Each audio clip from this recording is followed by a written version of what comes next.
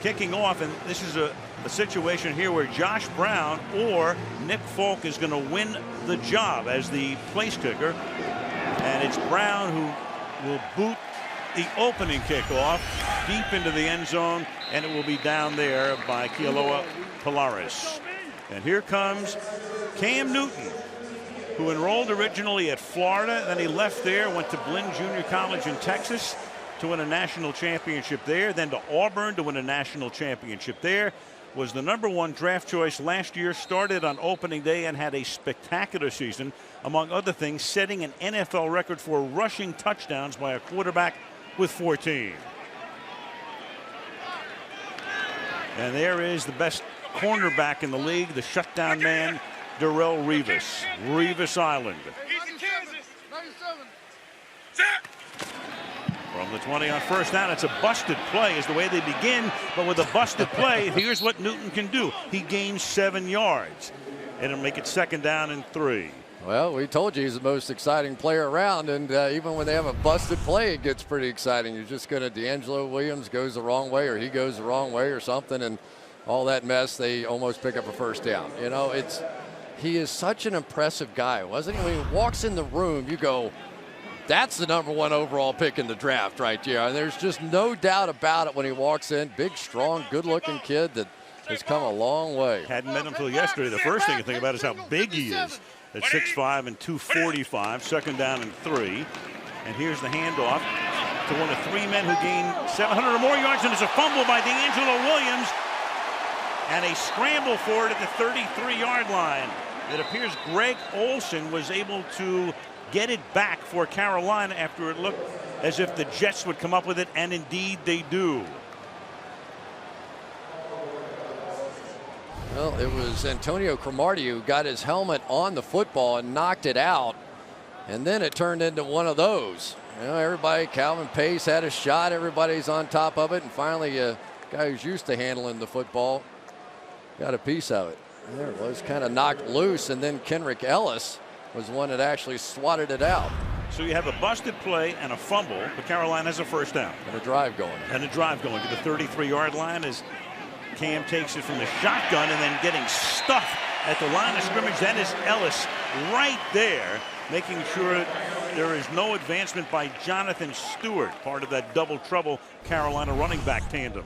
Look, Kenrick Ellis right here is kind of just filling in for Sione Bauha, but he has made an impression. I watched the tape of the last game against the Giants, and you kind of forgot that he was a backup. You get the feeling that it's going to be awfully tough to keep Kenrick Ellis off the field for long. And he is surrounded by 2 defensive ends, each a #1 draft choice over the past 2 seasons in Copels and Wilkerson. 2nd down and 11 from the 32-yard line. Inside handoff goes to Stewart. Short gain as we take a look at that Carolina offense, and they're minus Steve Smith tonight with a foot infection. You've got Mike Tolbert coming over from San Diego. LaFell becomes the #1 receiver tonight with Ajira Tutu. The other, Olsen, is the former Chicago Bear. That is a good offensive line. Gross is terrific at left tackle. Khalil, the center. Byron Bell at right tackle was an undrafted free agent who made 12 starts last season. And Steve Smith, as we mentioned, a foot infection, but expected to be ready for Carolina's opener in 2 weeks. 3rd down and 8. Newton stepping away, and Cam Newton spinning his way for a first down to the 45-yard line. Chased by Aaron Maben, and Cam Newton picks up a first down. Well, as the Jets typically do, they're going to bring pressure from one side, this time coming this way, and Cam's just going to feel it and slide a little to the left. You can see there's nobody there. Aaron Maben giving chase, but Cam Newton in the open field is basically a running back, over 700 yards rushing. They had 3 guys with over 700 yards rushing a season ago. I don't know how you defend that. And the team averaging well in excess of 5 yards per carry. You've got D'Angelo Williams back in now. Newton hanging in the pocket and gets hit as he throws, and the pass is incomplete. That's Quentin Copels who came in and knocks him down. There's a flag on the play. Again, we have the replacement officials in there tonight. And our first penalty of the game will be called by Matt Nix, who is a Division II Might have been a little hole. Pass interference. Number 57 on the defense. Automatic first down. That's Bart Scott, the inside linebacker for New York. Okay, well, he got a little piece of Mike Tolbert coming out of the backfield, but right there. Oh, on the other side, it was on David Harris.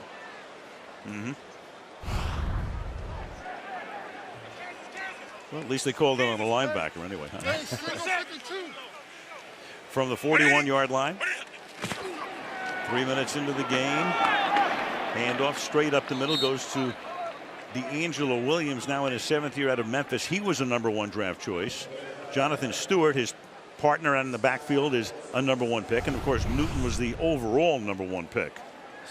Speaking of #1 overall picks, Quentin Copel's right here just a few plays earlier. They're moving him down inside, and Rex Ryan feels better about the possibility of getting pressure this year with just 4 men rushing than he has in a long time. Of course, the Giants across town have made a good living off of doing that. 2nd down and 5. And Williams gets taken down. Coming up from his safety spot is Josh Bush. Let's take a look at that New York defense. Again, Boa is out in the middle, so Ellis is there, but Wilkerson, #1 last year. Copel's #1 this year. At the ends, Harris had a real good season. He has really come into his own. Scott, the longtime linebacker, came over from Baltimore with Ryan a couple of years back. Cromartie and Revis on the outside, as good as it gets at the corners. And Landry and Bush, both new in the secondary. They also have Jeremiah Bell, who they picked up from Miami, who would be starting, but he is hurt and not playing tonight. 3rd down and 3. And over the middle, the catch is made for a first down. That's Brandon LaFell, who, when Steve Smith comes back, will be the #2 receiver. LaFell, now in his 3rd year out of LSU, moves the chains. Well, Brandon LaFell moved himself up here in the last 6 games last year. Took over the starting job working against the slot corner, Kyle Wilson, who's had a good camp. But Cam Newton, very accurate throw. They did a good job up front. You know, I'm not sure this offensive line for Carolina gets quite enough credit. You have 3 guys run for over 700 yards, rookie of the year at quarterback. Got to be doing something pretty good up there. From the 29, the protection from Newton, who slings it to the outside and right on the money, hitting Olsen along the sideline, the tight end, covered there by Landry. And so the Carolina Panthers, beneficiaries of a busted play and a fumble that they recovered and a penalty, have driven deep into Jets territory. Well, Greg Olsen this year working without Jeremy Shockey. They kind of split catches a season ago, but if you add them all together, there's no telling how many catches Greg Olsen could get. Together they were up close to 1,000 yards receiving, 9 touchdown passes, and that's the belief that Olsen's numbers may double this year. From the 14-yard line, that is Jonathan Stewart. Stewart to the 11-yard line. You know, this Cam Newton has really been something for the Carolina Panthers. 2 seasons ago without him, they had 44 plays of 20 or more yards. And just a season later, here comes a rookie with no camp whatsoever because of the lockout. And they have 90 of those plays of 20 or more yards and 66 of those passes. So those big plays and the threat of them has just made all the difference in the world. They were tied for last in 2010 in those types of plays and first last year. And now Newton, with his receivers covered, can't get out of the backfield. Ellis and Jay Richardson are there to stop him, and that will set up a 3rd down and 6. I think this one should have been an offensive pass interference. There's going to be a huge collision right in the middle of the field. They're going to do a crossing route. The receiver from the left, Shehe Ajiratutu, just basically took apart the Jets secondary member, and that's really a foul that didn't get called. Correctly down in distance. It's 3rd and 11 on the game's opening drive, which is now consumed more than 6.5 minutes. And timeout is taken by Carolina before a 3rd and 11 at MetLife Stadium.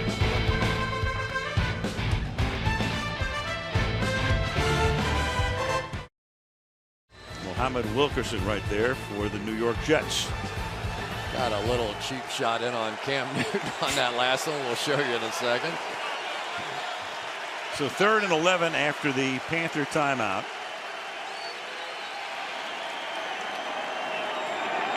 Just a 3-man rush, an 8 drop back, and the pass is almost picked off at the 2-yard line by Cromartie. A high pass that sailed. Wilkerson put the pressure on Newton. 4th down. Yeah, I think Wilkerson got a piece of that thing just as Cam Newton released it. Looks down the field, and there's Lewis Murphy, who Ron Rivera remembered from his days when he was in San Diego. Let's go back one play, though, as Cam Newton's being taken to the ground by Jay Richardson. Watch Muhammad Wilkerson, a forehand, forearm across the skull, back across. Here I am. I'll be back to see you soon. Welcome to the NFL. And here's a 33-yard attempt by Olindo Mare in his 16th year and trying to fend off Justin Medlock in a kicking duel. 3-0 Carolina.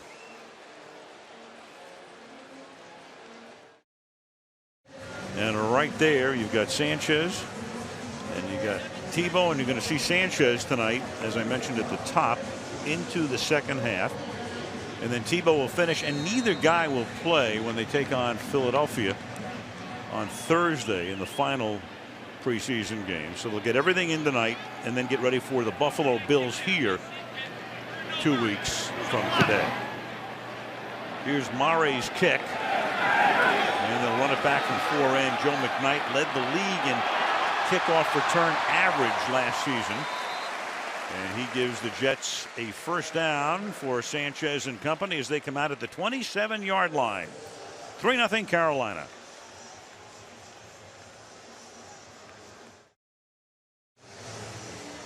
Jet fan base right now wondering about this offense.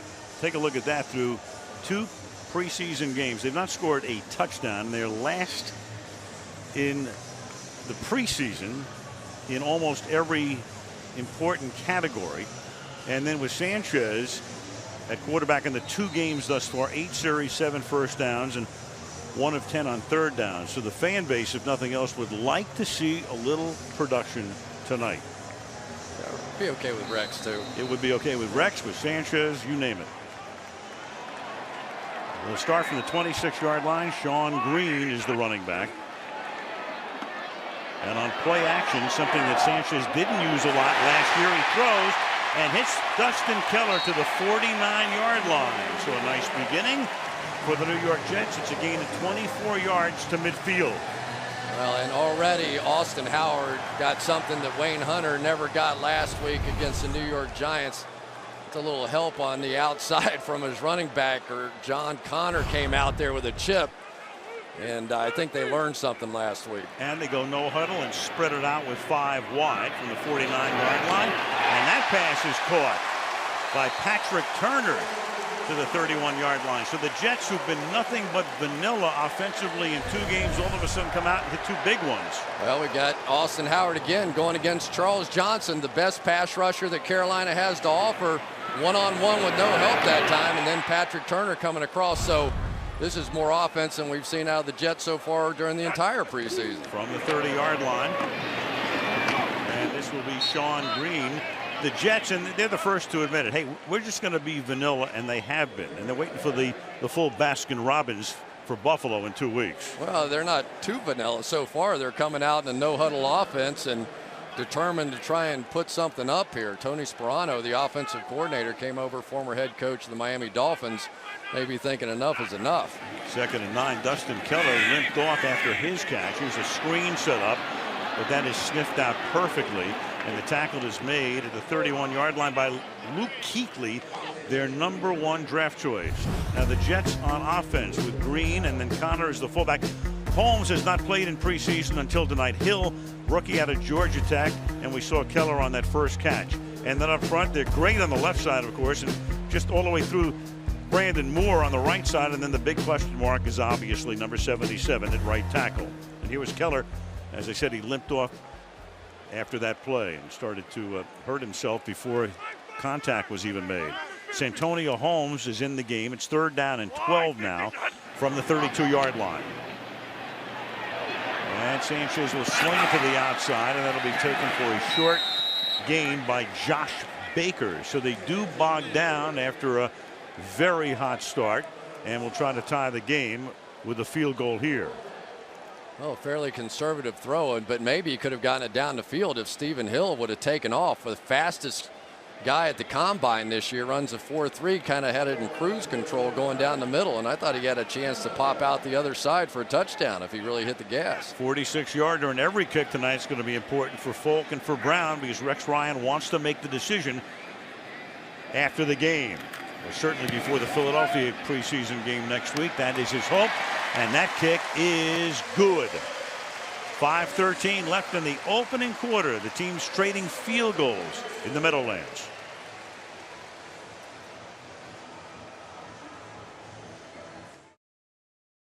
Cam Newton, after leading Auburn to the national title and winning the Heisman, an NFL rookie record in passing yards, rushed for 14, a record, 8 games with a TD run and a pass. That tied a mark. Fifth rookie drafted #1 overall to make the Pro Bowl as a rookie since 1970. And, of course, the NFL Rookie of the Year. So here's a guy who averaged better than 250 yards per game through the air and ran for better than 700 yards. And he'll come out for his second drive when Carolina gets it. Kealo Polaris is back to receive. And Nick Folk sends a bouncing ball down to the 1-yard line. And Polaris is able to work his way up to the 25. Well, you talked about all the touchdowns that Cam Newton scored. If he were a team, he'd be one of the highest ranked teams up there. Look at all the teams that he scored more touchdowns or as many touchdowns as. It's really remarkable that he could come in and do what he did, considering the fact that he had no time to learn that offense. I mean, he admitted on opening weekend last year he was still having trouble just spitting the play calls out. Even to this day, it's a little complicated. Rob Chudzinski, the offensive coordinator, gave him a lot to chew on, and that is juggled and it's incomplete. And turns out to be a good thing for Carolina. Would have been about a 3-yard loss. The pass intended for Williams. It'll be 2nd and 10. It's kind of interesting to talk to some of the defensive players of the New York Jets. They felt like that they really got hurt a season ago by teams that ran the no-huddle offense, that they were stuck on the field, couldn't get some of their substitution packages in, and just got tired. And so essentially everybody's assignment when they went home, including David Harris, was to get in better shape. So David Harris and Bart Scott and all those guys had to get in the type of shape where they could play entire drives against Tom Brady without coming out. And you really saw it on the Thursday night game against Denver when Tebow led the Broncos to a win at the end. Greg Olsen makes the catch. The longtime Chicago Bear came over last season, picks up a first down. Well, Greg Olsen, once again, now a primary target working down the field, got around Bart Scott. And Bart Scott this year is going to have to prove that he can play during passing downs. That is going to be his challenge. Josh Monga, Demario Davis, both guys that play well in the open field. Of course, nobody can play the run like Bart Scott. But if he's going to stay on the field, he has to play that pass better. Toss to Stewart. Ooh, and he's met head on by Scott at the line of scrimmage. Scott now in his 11th season from Southern Illinois. Yeah, he just plays downhill so well, and when he sees this, he is like a running back running through the hole, going to meet him at the point and come up and make a big hit on Jonathan Stewart. Of course, he's such an emotional leader on the field. They'd love to keep him out there all the time, but he understands his challenge this year. If he wants to play on 3rd down, he's going to have to beat out Monga and Demario Davis. Game tied at 3. 3:40 to go. Opening quarter. 2nd down and 12. High snap, and he comes down with it at 6'5". Reaches up and then hands off to Jonathan Stewart for a very short gain. Tackled there by Harris in the middle. I'll tell you one thing you recognize early on is that this is one of the best running offenses in the NFL. And for my money, the Jets are one of the best run defenses in the game. And so if you like to see great matchups, you know, this one's pretty good.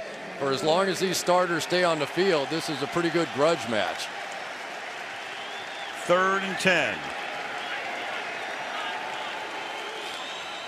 We'll talk with each of those guys at halftime, Sanchez and Tebow. 3rd and 10. Here come the Jets. Newton's flushed out on the run and has to throw it into the New York bench. So the pressure was put on. Pace and Wilkerson were there, and it's 4th down for Carolina.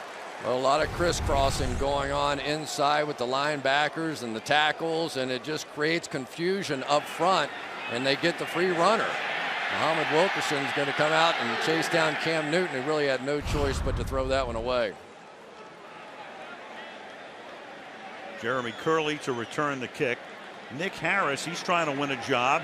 He and Brad Nortman vying for the punting position with Carolina. So a lot of kicking duels in play tonight. And that's a good boot to the 18-yard line. And Curley will bring that one back to the 30-yard line. 44-yard kick. 2:38 to go in the quarter. Tied at 3.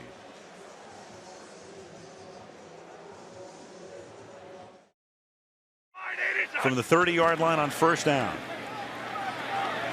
Sanchez pump faking, going deep and incomplete. A little too deep for Santonio Holmes as we go to Michelle. Well, Al, Jets starting tight end Dustin Keller is out for the remainder of the night due to a right hamstring injury. Team doctors were looking at that 24-yard catch that Keller made in the opening drive. They looked on that injury video review system. So that appears to be where it happened, but he is done for the night, Al. And with Keller, of course, it doesn't matter in terms of the preseason game, Michelle, next week, because most of the starters are going to have the night off, but really be ready for Buffalo in a fortnight. Sean Green to the 33-yard line. Of course, you know what a fortnight is. You went to Florida, but you do know what a fortnight is. Couple weeks, right? Well, I knew that from Wimbledon. Very good. Thank you. Don't do any more of those pop quizzes, man. You know there can be issues with that. But keep you alive. There's Sean Green, and of course he got a chance to take over last year. LT became a little bit of a lesser role in his first 1,000-yard season, and round and pound, all that stuff. That's going to be Sean Green. Bilal Powell now comes in to flank Sanchez in the backfield, and he stays in the block. And Sanchez has the protection breakdown, and then coming through the middle, Thomas Davis. And they are so happy to see him back. Got hurt in the second game last year. He's had 3 ACL procedures on the same knee. Sees his first preseason action tonight and makes his presence felt. It just can't be happier for a guy. He's going to come on a little delayed blitz around here to the outside. But the significance of this, no player in the history of the NFL has had 3 ACL surgeries on the same knee and come back to play. He's attempting what was once thought as the impossible. And Tim Tebow now is the personal protector. Personal protector, and of course you have to worry about him taking the snap, which he doesn't. And this is Conley banging one inside the 20-yard line, then it scoots back and it will be down to about the 25-yard line with 1:14 to go in the quarter. Once again, Michelle. Well, Al, I spoke with Thomas Davis the other day. You know, he told me that after that 3rd tear of the ACL, he really thought his career was over. But he talked to his wife, he talked to team owner Jerry Richardson, he talked to Ron Rivera, he even talked to the team chaplain, and he got a new perspective, and the team offered him the chance to come back. Intense rehab, now he's back, and when I asked him if he has any nerves about re-injuring the knee, he told me not at all. We don't even think that way, and he said tonight is going to be a great moment for him. Well, he gets the sack there, and they lost him early in the season last year. They lost John Beeson, the middle linebacker, on opening day with an Achilles injury, and he hasn't played yet in preseason due to a hamstring. And there he is right there. They hope to have him back for the opener because they have a pretty tough road in September. They start in New Orleans, or they actually start in Tampa, then they get New Orleans at home, then they get the Giants at home and Atlanta. So 3 division rivals and the Super Bowl champions in the first 4 games for Ron Rivera's team. And that was the big reason they drafted Luke Kuechly this year. They were going to draft a pass rusher, but they were so thin at linebacker, felt like they had to, and that's worked out pretty well. 2nd and 9, and into a lot of traffic. The pass is incomplete. Double coverage that time on Ajira Tutu. 3rd and 9. Landry and Cromartie covering. Well, Cromartie just has such great makeup speed. He can get away without jamming the receiver a lot of times. But the coaches for the Jets are begging him to get more physical. He has big, long arms, and they say that they've gone back and looked at the number of plays that he's had in which he's actually jammed the receiver, and they have caught zero, none, not one pass against him in those circumstances. But you see, even then, despite the fact that they keep coaching him to do it, it's just not a comfortable thing for him. Cromartie may play some offense during the regular season. Tonight, though, and that pass is right on the money to Brandon LaFell, running an out pattern and picking up a first down off a 3rd and long. Yeah, and this is, Kyle Wilson's one of those guys that takes a lot of heat right here. But Brandon LaFell working one-on-one. They got some help over the top. You just can't, if he goes down the middle, big deal. You got a safety. You got to understand where your help is when you're playing defense. And, of course, Cam Newton, as he's done all night, putting it right on the money. And the first quarter will come to an end at MetLife Stadium in the Jersey Meadowlands. Score at the end of one is Carolina 3 and the New York Jets 3. And NBC's Sunday Night Football resumes after these messages.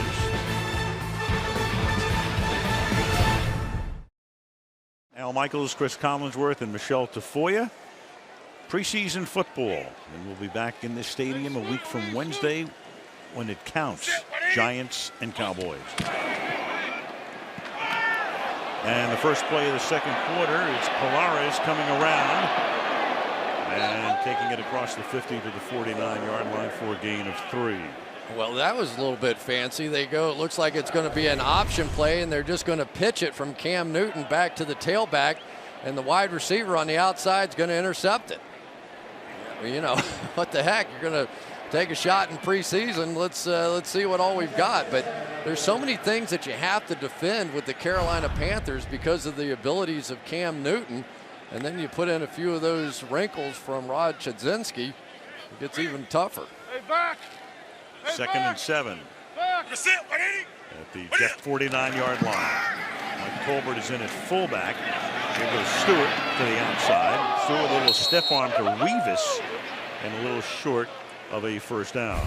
Well, one of the top ways I think to judge quarterbacks is by their release time. Let's watch some of the best. There's Tom Brady, 0.37 on a long throw. Peyton Manning in that funny jersey now, 0.33. Drew Brees, we know about his release, 0.33, and Cam Newton at about 6'6", so you don't expect much quickness, 0.37. So right there, I think you're going to find he's probably right about where Mark Sanchez is and probably a 1/10 of a second quicker than Tim Tebow, and it does make a difference on the defense's ability to break on the ball.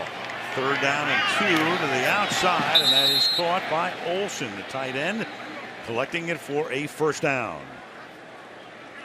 Basically just a little pick play on the outside.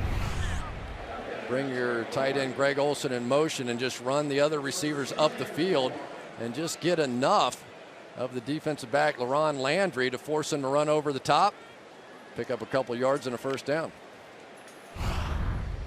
Rob Chudzinski, who was with Rivera on the San Diego staff, and then Ron brought him in, the Panthers offensive coordinator and one-time tight end under Jimmy Johnson at the University of Miami when they won a national championship in the late 80s. That pass is high and incomplete, and that was Jira Tutu who had to leap up for it, and Landry is there to make sure he doesn't bring it down. 2nd and 10. Well, Jira Tutu is going to learn what Victor Cruz learned last week, that there's a new sheriff in town in LaRon Landry over the middle. You want to start throwing them high across the middle in those empty sets, and LaRon Landry took out Victor Cruz last week with a legal blow and delivers again. I tell you, these two safeties that they brought in, LaRon Landry, Jeremiah Bell, they are huge guys when you take a look at them on the sideline. Can Landry, the former Redskin, stay healthy is the question, and that's batted at the line of scrimmage. It'll be 3rd down and 10. It's almost unfair sometimes to watch as many blitzers as the Jets can put on you because they can play man-to-man coverage in the secondary with these corners out here. I mean, Darrelle Revis, no question, one of the absolute best. So you send 5, you send 6, and then Kendrick Ellis gets his paw up and knocks it down, but they're not afraid of man coverage on the back end. 3rd and 10 now from the Jets' 41-yard line.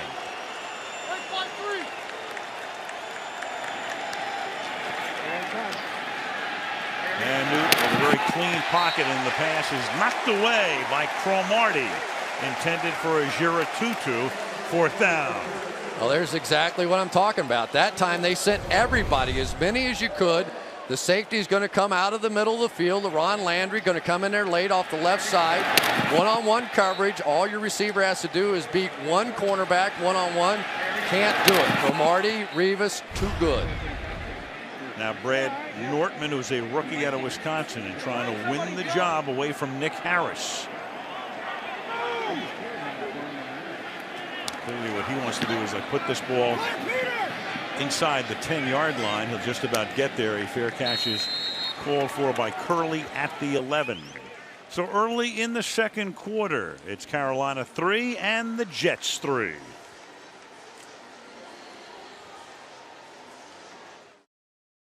After the metal lands on 1st down, Green going next to nowhere. In the first play of this drive, 2nd down. #1 draft choice out of Boston College.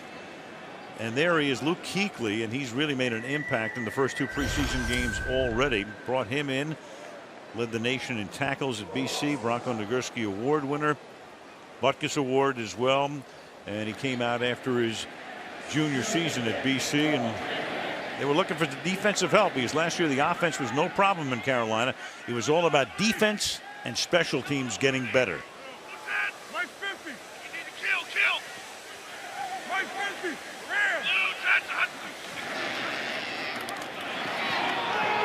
And pass is incomplete. Flag is down. That's Stephen Hill, rookie drafted in the 2nd round out of Georgia Tech. Captain Munnerlyn covering on the play, and we've had very few flags tonight. Again, the replacement officials, and it looks like they're going to probably start the season the way we're headed right now. Holding number 41 on the defense. That's a 5-yard penalty. Automatic 1st down. Matt Nix making the call, holding on Munnerlyn. Yeah, I was wondering if it was going to be illegal contact or not. There you go. A little grab of the jersey. Good job by the replacement officials. Every time they do something wrong, we always say how horrible they are. So they got that one right. Let's give them a little credit. Say it with the regular officials, too. Yeah, they say, where's our love? 1st and 10 from the 17. And Green over right tackle takes it up to the 22-yard line. You're talking about Luke Kuechly a little bit earlier, and the numbers are a bit staggering. He's the 2nd all-time leading tackler in NCAA history. As a true freshman, he came in 2nd in tackles in the nation, and then his next 2 years he finished 1st. And to be 2nd overall after just 3 years of college and not even playing 4 years is pretty remarkable. It's an unofficial statistic, but the guy is good. There's no question about it. 2nd and 5. Sanchez stepping up, and Mark's going to run for a 1st down. Sliding to a halt at the 30. You know as well as I do, Chris, sometimes coaches will give guys credit for tackles, or PR people will, in the old days. If you were in the frame, you got credit for an assisted tackle. Absolutely. Well, we focus on Austin Howard, number 77. He is the replacement for Wayne Hunter, who struggled last year. Here he's going to try and give a little help, scrambling around, but he's done a good job on Charles Johnson. You know, Charles Johnson is one of the highest paid pass rushers in the league, and really we have not mentioned his name that I know of so far tonight. Best defensive lineman on the Panthers from the 28-yard line. Here's Green. A little bit of ground and pound, which the Jets have gotten away from in each successive year under Ryan. But of course, you had Brian Schottenheimer running the offense. He is now in St. Louis, and Sperano has come in. We're going to see a little bit more of the power stuff out of the New York Jets offensively this year, pulling guards, playing a little power football. And it's something that they're not used to doing. You just got the feeling that Rex Ryan and Tony Sperano just wanted to establish themselves as a physical presence on the offensive side in much the same way they have on the defensive side. From the 38. Good outsized hole closes relatively quickly. Green tackled by Nakamura. As under Rex Ryan, that first year in 09, they ran 59% of the time. Then less than half of the time in 2010. Then only 43% last year. So those numbers have gone down. And now we'll take a look at what happens with Sperano making the play calls this season. And if Tim Tebow gets in the game, they're going to get those rushing numbers way up again. 2nd and 6, and that's off the hands of Dedrick Epps, tight end. He's going to see some extra time tonight probably because Keller got hurt. If you joined us late, hamstring pull on the initial play of the game. Jeff Cumberland is also out at tight end. Yeah, and the Jets have still yet to score an offensive touchdown, and having Dustin Keller, who's led this team in receiving the last couple of years, out is not going to help. They've had a lot of injuries with this receiving corps so far in the preseason. 3rd and 6 now from the 42. And that's caught by Holmes. If you're a Jets fan and you want to feel good about something, the last time a team did not score a touchdown in its first 2 preseason games, 2003, Kansas City. Dick Vermeil was the coach. Trent Green, Priest Holmes. They wound up leading the league in scoring in the regular season. You know everything. Well, no, I don't don't know That's everything. Pretty impressive. Well, I know that Santonio Holmes come back, and he's going to help this offense quite a bit. Of course, it wasn't too exciting for Santonio how last season ended in Miami. Pump fake. Sanchez, and the pass is caught. Stephen Hill got position. The pass a little underthrown, but he was able to come back and haul it in with Gamble there on the coverage, and it's good for 32 yards. Such an interesting play. Stephen Hill going to do a little double move. It doesn't work. Gamble gets back, and you can see Hill just kind of put it in cruise control, and Sanchez saw him and just threw it to his back shoulder. That's a great play by Mark Sanchez right there. He just read the one-on-one coverage, knew he couldn't get over the top of Gamble, and just threw it back shoulder. 6'4" and 215 is Stephen Hill. No more Plaxico Burress. He's gone. He was the force in the red zone last year. Somebody's going to pick up that slack as Sean Green gets wrestled down to the 17 as we tick down to 8 minutes to go in the opening half.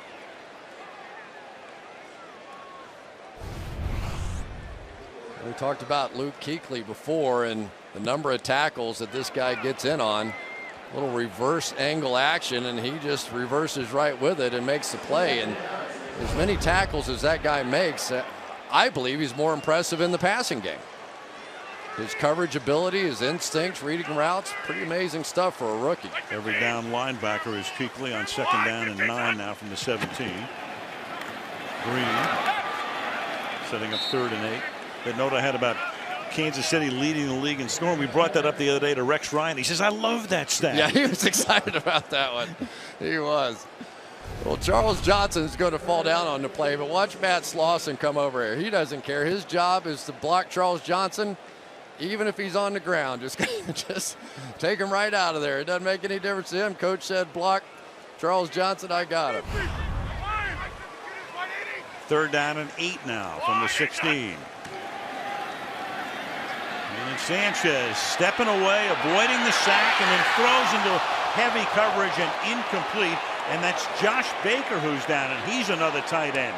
So you got Keller who's hurt, you got Cumberland who's out, now you got Baker, the number 3 tight end, and there he is on the turf. Oh my gosh, he got undercut by the corner, falling back underneath this play. Couldn't see the number. Watch just as this ball's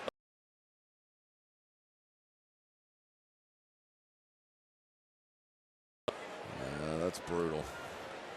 And that's Josh Norman, who is a rookie out of Coastal Carolina, who puts him down on the ground.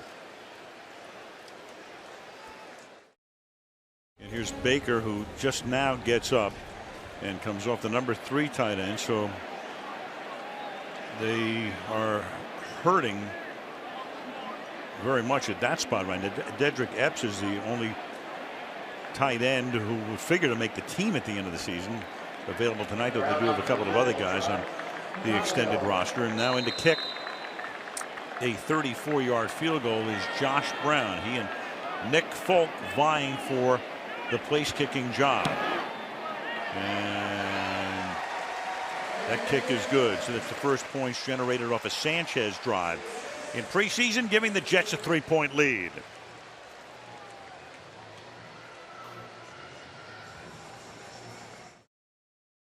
So Sanchez leading 2 scoring drives, 2 drives resulting in field goals in this first half. It's 6-3. And the kickoff is fielded 5 yards in by Pilares. He comes to the 16. Well, the outstanding center Ryan Khalil's in his 6th year out of Southern California. Talked with him last night. Now the Panthers are telling us his wife gave birth today. Didn't say anything about that, but his wife Madeline delivered, or Natalie delivered a baby girl, according to the Panthers. Chandler Caroline is the name, and here he is in East Rutherford, and I don't know where he's going when he gets back to Charlotte tonight. Well, you never know with Ryan, though. Everything's a bit of a joke sometimes with him. Right. You're never sure. From the 16. And Newton's going to slip and then fall. And the ball was alive. It was knocked out by Quentin Coples. And with Newton going down, he got back up. Let's see what they're going to call this here. They're going to say be a fumble. You would think. You know, he fell down on his own and got back up, right, unless somebody knocked him to the ground. This could be challenged unless somebody touches him now. He's got his knee down. I think he's back up. He's back up. Right. He's back up. The ball is loose. And this will be challenged. This will be challenged. Now, there is a new rule that if he stays down, they can blow that dead. But he immediately popped back up. And the Jets wind up recovering it. Now, if all the turnovers are subject to review this year, but this wasn't a turnover. The original call may turn out to be one. Coach's challenge. Rex Ryan had the look of a man who was pretty certain he's going to win this challenge, and we think he should. Another look here as Cam does get up. No contact yet. No contact yet. Now there. Hand doesn't count. Yeah, nothing but feet and hands. So that's a live ball. Bart Scott realizes it right away, and he starts calling for the challenge flag. But watch Cam Newton on this play. He's going to fumble this thing, assume he's down, and basically just walk away. He's just thinking it's down by contact and doesn't even take a shot at getting the ball. But Quentin Coples making yet another play for the New York Jets. All 3 games he's had big plays for this team. Bart Scott recovered. But talking to the league folks the other day, it doesn't look like they're going to get this thing done with the officials, the regular officials, before the opener, which is 10 days away. By the way, just a note of interest, the regular officials make about, on average, $8,000 a game, and the replacement guys, the guys you're seeing right now, are making $2,000 a game. Yeah, and there's a lot of things going on. The NFL wants to add 3 new teams, and so that would mean fewer games for each officiating crew. So even though there'd be more total money in the pot for the individual referees, it would be a pay cut. So that's part of the issue. Review, the quarterback fumbled the ball. There was clear recovery by the Jets. The ball will be placed on the 12-yard line. It will be 1st and 10 for New York.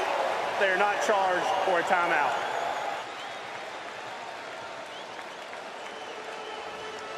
But Coples getting it done again. That's 3 straight games for him. Been impressive. And I tell you, the thing that they're doing with him, Al, is they're taking him inside and playing a little bit like the Giants have been doing the last couple of years with Justin Tuck and Jason Pierre-Paul and those passing situations, and he's too much for a lot of these guards to handle. Not a bad idea. Yeah. The success the Giants have had, and Jets have placed such a premium on that defensive line. The last 2 #1 draft choices, both defensive ends, Wilkerson and Coples. And now the pressure goes way up on the New York Jets to score their first touchdown of the preseason. You get it down here on the 12-yard line, you need to find a way to score a touchdown. It's a great team in a red zone scoring touchdowns, #1 in the NFL, percentage of touchdowns once down in the red zone, but so far this year, not so good. They were 66%, 2/3 of the time they scored a touchdown in the red zone, play action, and then almost intercepted. Captain Munnerlyn had it right in his hands as a penalty marker down, intended for Holmes. There's a lot of contact out there. Captain Munnerlyn, I don't know if he held him or not, but Santonio Holmes tried to come back across his face and came to a screeching halt.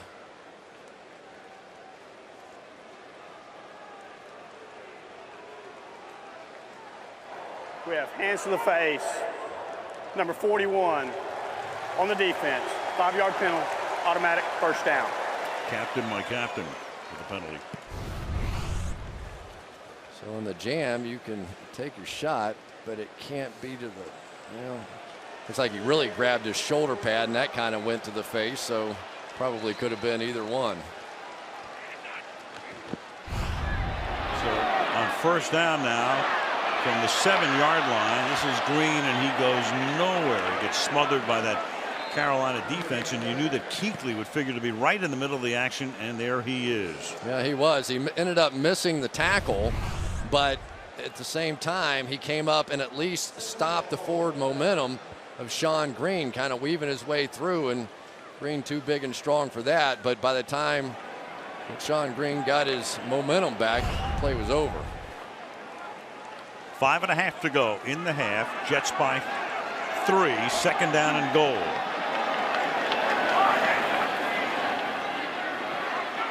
Plenty of time, and then too high, intended for the 6'4" rookie Stephen Hill. 3rd down and goal now. Well, he's no Plaxico Burress yet. Plaxico was so good down there making those kinds of plays. And Austin Howard up front again working against Charles Johnson, top sacker for the Carolina Panthers. And I tell you, Al, he's been impressive so far. He's gotten the job done. The Carolina defense, so many eyes on that unit this year, plus special teams to try to catch up to the offense. 3rd and goal, just a 3-man rush. And Sanchez is going to pack it in and get tackled at the 4-yard line. 4th down, Thomas Davis stops him there. So they get a break.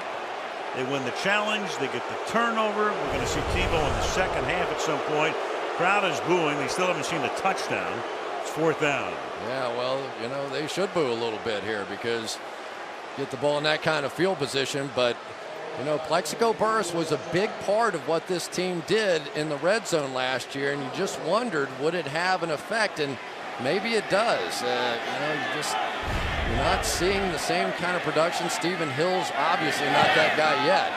Nick Folk with a 22-yarder that is just inside the left upright, so they can only cash in for 3 more with 4:39 to go in the first half. The Jets on top by a score of 9-3. So of course there's a ton of consternation around here. They still haven't scored. You got Tebow, you got Sanchez. We'll talk to them both at the half. You got the right tackle situation and all of the rest. And yet somehow, some way, it's going to look a whole lot different on opening day, one way or another, I think. It always does. And it's one thing that I have to constantly tell myself at this point in the year. Preseason means nothing.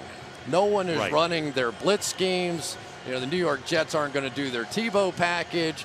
They're just going to give you a vanilla kind of look out there. But all that being said, you still would like to show something. And now the table is set just a little bit. Mark Sanchez has played well. I don't want to say he hasn't. But if Tim Tebow were to come out here in the second half of this game and put on a little bit of a show, you know how the conversation gets in New York. Really? Yeah, you've heard.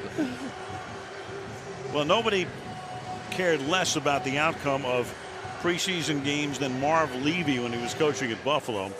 And he did pretty well. He's in the Hall of Fame. They're learning a new offense with Tony Sparano. They've got new terminology. They're shuffling around the offensive line. But remember, this offensive line, for all that they want to complain about it, they've got 3 Pro Bowlers on the offensive line. There's no other team in football that has 3 Pro Bowlers on this offensive line. So that's really not the issue. Nick Folk. About 4 yards in the end zone. Below Polaris, and that's a real nice open field tackle by Isaiah Trufant. Now, we talked about Khalil, the new daddy, before. What he did something that nobody in the organization knew about, nobody with the team. He took a full-page ad in the Charlotte Observer, paid for it himself, why the Carolina Panthers will win the Super Bowl. There it is, Super Bowl champions. Sincerely, Ryan Khalil. Nobody knew about it except the people that he was dealing with at the newspaper. And he said, I just wanted to get the fans excited about this team. You know, if he'd have given us that same money, we'd have just said it. Right, of course. Take heed, anybody who's thinking about another full-page ad.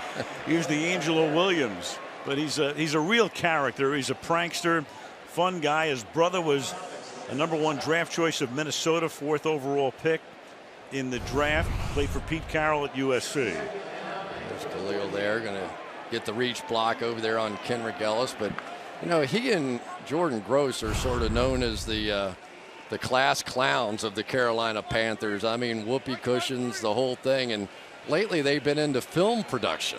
They did a little spoof on Charles Johnson, the pass rusher, we'll tell you about. And that pass is incomplete. Khalil is a good buddy of Will Ferrell, and Khalil was in the film school at the University of Southern California for a couple of years, and that's normally a pretty good entree to a lot of good jobs. Yeah, that works. But they went out and they made this video that was supposed to be Charles Johnson, but they needed a lead actor. So they went to a restaurant and found a guy that they swear looks just like Charles Johnson and put this thing together. And Cam Newton could barely tell us the story. He was laughing so hard about it. So it is a young team. They have a good time together, and they're fun to watch. And it's a team that a lot of people think is the sleeper in the league this season. Newton spins away from a sack and then just has to throw it to the bench. So the Jets defense again does its job. Aaron Maben got in there to force it, 4th down. Well, you can't get any better shot at Cam Newton than this. Aaron Maben's going to bounce around, then come back inside and free runner right at him. And it doesn't do any good at all. Really give Jonathan Stewart a little credit. Just got a piece of him, but great play by Cam Newton, just getting the thing out of there that time. It's Curley back to receive the kick. Nick Harris, been around a while, 12th year in the league, and again trying to fend off Nortman for the punting job. Curley will drift to the sideline and try to take it back and get wrestled down to the 38-yard line. Well, Santonio Holmes was accused of quitting on his team in the huddle, the final game of the year last year in Miami. There was a lot of arguing and different things going on, and Santonio Holmes didn't like the fact that not just this game with the playoffs potentially on the line, but all season he wasn't getting the ball thrown. I asked him about it point blank, and he said, I was in the huddle and they sent somebody in for me, Patrick Turner, and I went out. And he said everybody keeps trying to make a huge deal that Mark Sanchez and I don't speak, but it couldn't be further from the truth. So take what you will. You know, I mean, there's a lot of stories that go the other way on that one. Sure. And a lot of people thought that was festering the entire game. The Jets season was imploding at that point. They had been 8-5. They'd lost to the Giants the week before. They're losing to Miami in a situation where they had a chance to get to the playoffs with a little bit of help, and then you had the Holmes thing happen. Yeah, and he was the captain. And as a result of all that stuff, Rex Ryan this year said no more captains. We're only going to have game captains, you know, because captains are supposed to be leaders, and LT kind of said the same thing at the end of the year. 2nd and 10. And that's incomplete, and Holmes was there. 3rd down, we go to Michelle. Well, I spoke with LaDainian Tomlinson about this whole issue last night, guys, and he said it started week 3. Holmes had just one catch in a loss to the Raiders, and from then on, the relationship between he and Mark Sanchez was dysfunctional, in his words. He said Sanchez tried to keep the team together. Players and coaches tried to patch things up. Nothing worked. In that final game against Miami, Tomlinson said Holmes' body language just showed he wasn't into the game. So players in the huddle said, if you don't want to play, get out of the huddle. And LT contends he's never been on a team before where the quarterback and the #1 receiver never spoke. Thank you, Michelle. And that is deflected and intercepted.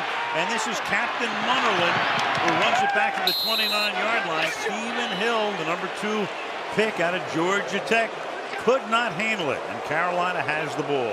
Well, Mark Sanchez may not be speaking to Stephen Hill this time around. That one hit him right in the numbers. And for all the 4.3 speed that Stephen Hill has, he has a reputation of this too.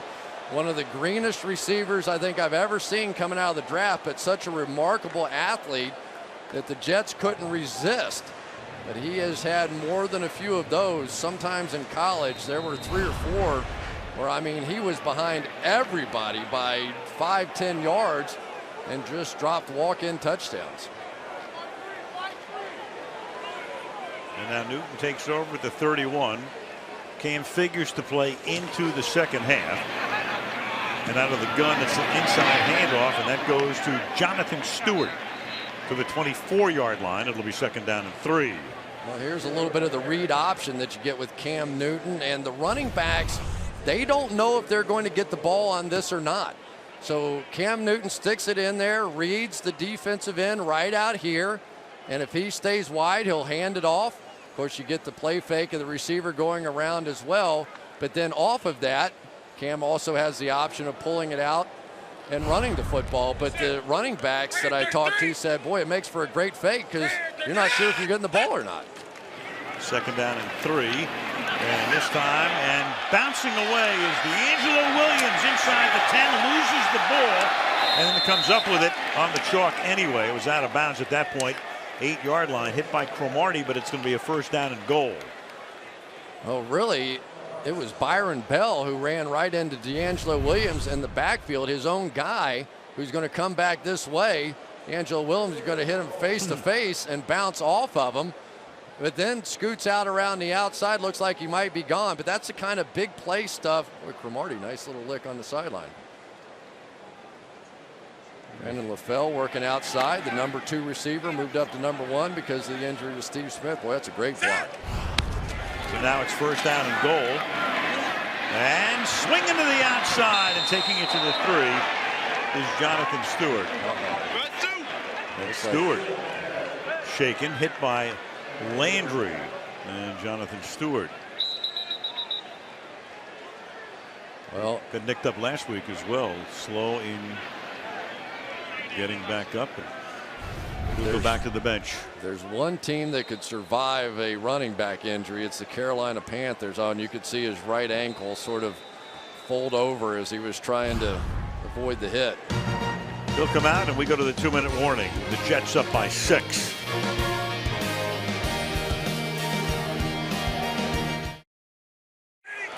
Now Williams is the back on 2nd down and goal. He gets stuffed at the 2-yard line. That's Landry, who has stuffed a few ball carriers in his time right there. And there goes Stewart on a cart back to the locker room. Now you can watch his right ankle, I think it is right there, just sort of roll over as he took the hit. Pretty impressive 1-2 punch at the running back position. A lot of money spent there, but they still have DeAngelo Williams. Hopefully just a sprain. Panthers 4 wide on 3rd and goal. And Newton slings it for a touchdown. First touchdown of the game, and that's Louis Murphy, former Oakland Raider, trying to win a spot as the #3 receiver on this team, who ties the game pending the extra point. So Cam Newton and the Carolina Panthers doing what the New York Jets could not, which is take advantage of a turnover.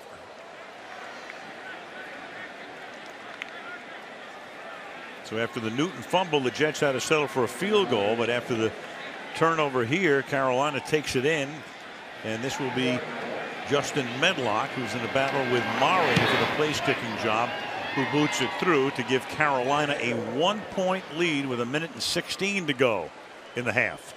Well, I'd say it's safe to say that Louis Murphy is going to make this team in motion and then come down And what you do is you want to confuse the defensive backs here. Are they going to switch this off? What are they going to do? And you can see just a bit of confusion back there.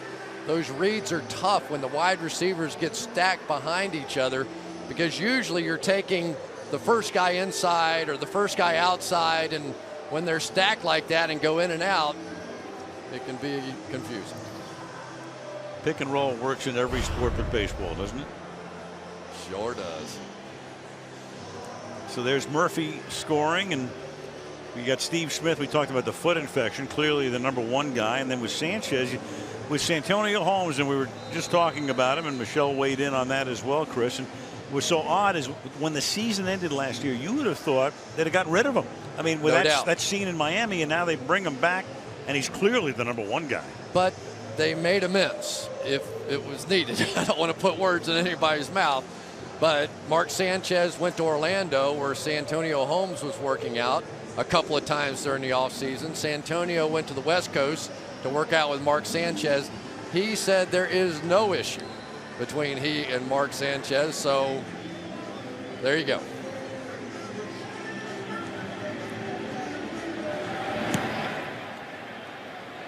Medlock kicking off. A yard into the end zone. McKnight up to the 26-yard line. MetLife Stadium, home of the Jets and the Giants. Watch this two-man wedge with Marcus Dixon here coming in there and just sort of level the guys. You know, they took out the four-man wedge. They thought it was too dangerous. But too many guys like Mike Westhoff said, hey, you can't completely take away our return game. So they allowed the two-man wedge to still exist. First play of this drive is Sean Green up to the 29-yard line. The Jets have all of their timeouts at their disposal. You know, the bad news is that the Jets haven't scored a touchdown so far in this game. The good news is they've got most of their guys back healthy. We're seeing Jeremy Curley and Santonio Holmes, and the bad news is they got all their guys back and they're still not scoring touchdowns. You know, so I mean, there aren't any excuses now. You know, Austin Howard's playing pretty well over there at right tackle, so I don't know what the story will be after this game. 2nd and 7. Yet to be written. And this is Green.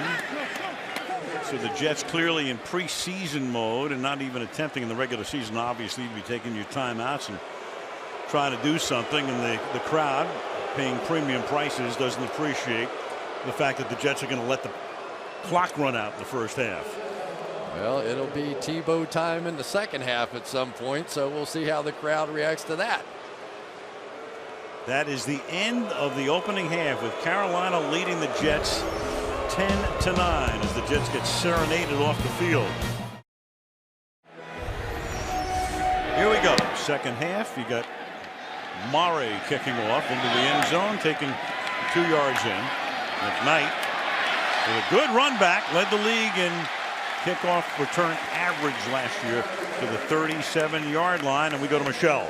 Well, I just spoke with Rex Ryan and asked him about the fact that they still have not scored a touchdown, and he rather angrily said, well, you know, it starts with catching the football. If we can catch the football, we'll be okay. He was complimentary of Austin Howard and the protection that they're giving Mark Sanchez. Again, just saying we got to catch the football. Couple Jets injuries. Linebacker David Harris done for the night because of an ankle. Tight end Josh Baker out with a knee. And for the Panthers, running back Jonathan Stewart out with an ankle, Al. Yeah, that's a big one to watch, Michelle, because he has to be ready for opening day, as do the injured Jets as well. 2 weeks from today for each of these teams from the 38-yard line. And you've got Green taking it up to the 41. That's a gain of 3. The best news for the New York Jets in the first half, the play of their new right tackle, Austin Howard. I thought he was terrific, working against Charles Johnson, moving him out of there on the run game. Little lateral movement, getting a block done there, and then against Charles Johnson, tried to work him outside, got him covered, now tried to work back inside. Showed a little strength and flexibility to get that one done. It's a good first half. 2nd and 7.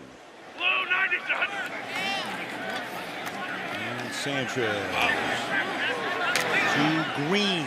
Coming up a yard and a half short of the first down, tackled by the #1 draft choice, Luke Kuechly.